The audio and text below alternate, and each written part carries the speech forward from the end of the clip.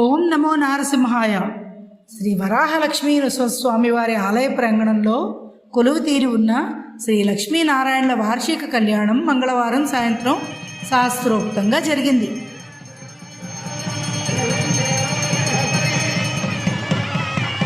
ప్రతి ఏటా జ్యేష్ఠ శుద్ధ ఏకాదశి నాడు లక్ష్మీనారాయణుల కళ్యాణం చేయడం సాంప్రదాయంగా వస్తోంది.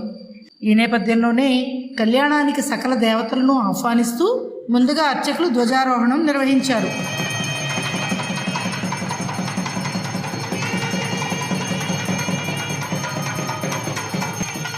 ఉత్సవమూర్తులను ప్రత్యేక వేదికపై ఆసీనం చేసి కళ్యాణాన్ని జరిపించారు.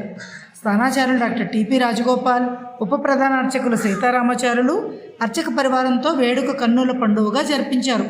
ఈవో శ్రీనివాసమూర్తి దంపతులు, ఉద్యోగులు పాల్గొని తీర్థ ప్రసాదాలు స్వీకరించారు. ఓం నమో నారసింహాయ.